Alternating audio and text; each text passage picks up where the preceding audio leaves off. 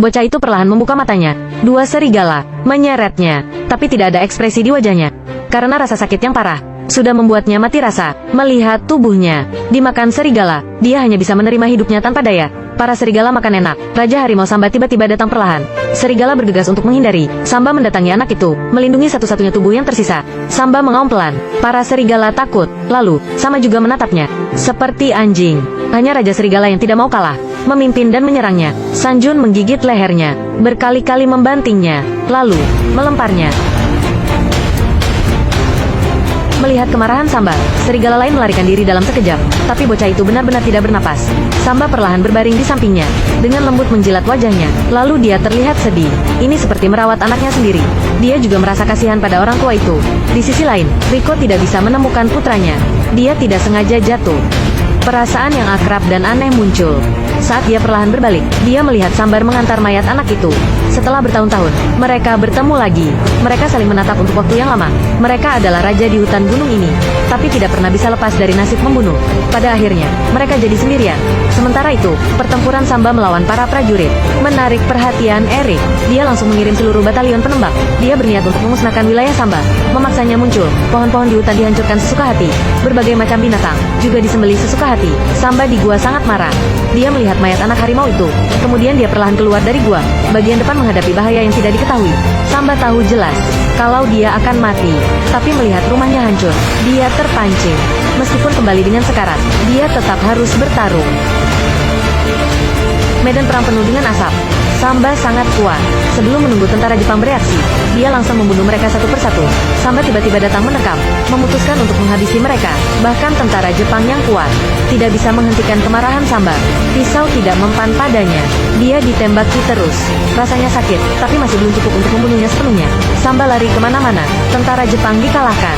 Pada saat ini, komandan segera menyesuaikan taktik untuk fokus semua daya tembak. Mereka menembak Samba.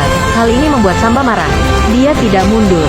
Sebaliknya, di tengah hujan peluru, dia bergegas maju.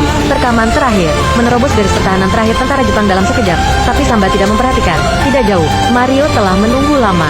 Dia mencari waktu yang tepat untuk menembak kepala Samba. Tim penangkap harimau bergegas, memahan leher Samba dengan tali. Mario mengisi peluru. Dia berniat untuk menyelesaikannya sendiri. Binatang ini yang membunuh istrinya. Tapi Samba juga melihatnya pada saat yang sama. Dia langsung menatap Mario. Beberapa tahun yang lalu, dia yang membunuh ibunya. Beberapa tahun kemudian, dia juga yang menembak istri dan anak-anaknya.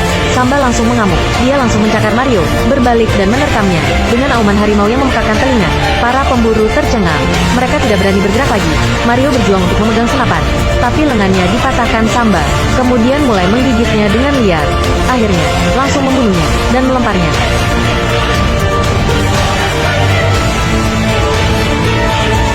Perang akhirnya berakhir. Samba pergi dengan terluka dan pergi. Tapi dia tidak kembali ke gua. Sebaliknya, dia menemui Riko. Mereka saling bertemu. Samba tidak lagi marah. Riko juga terlihat tenang. Samba adalah Raja Harimau yang dianggap sebagai dewa gunung. Riko adalah pemburu lokal yang terkenal. Mereka berdua sudah tidak peduli lagi. Jadi pertandingan di puncak di antara mereka menjadi kesepakatan mereka. Samba menempatkan dua anak harimau, disembunyikan di kedalaman gua, lalu dengan enggan pergi. Pertempuran ini, dia tidak berencana untuk kembali. Riko juga membakar rumah dan mengkremasi putranya.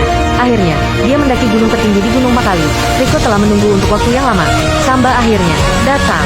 Mari kita akhiri ini. Setelah ditembak, Samba terbaring lemah di tanah.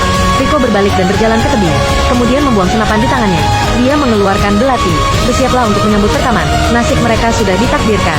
Mari kita akhiri ini.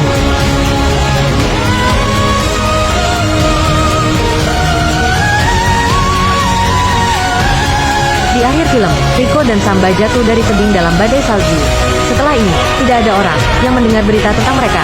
Dendam mereka di badai salju juga dihapuskan, terkubur seluruhnya. Dalam hal ini, tidak ada kemenangan atau kekalahan. Mereka bertarung untuk martabat. Mereka adalah raja yang layak dihormati semua orang.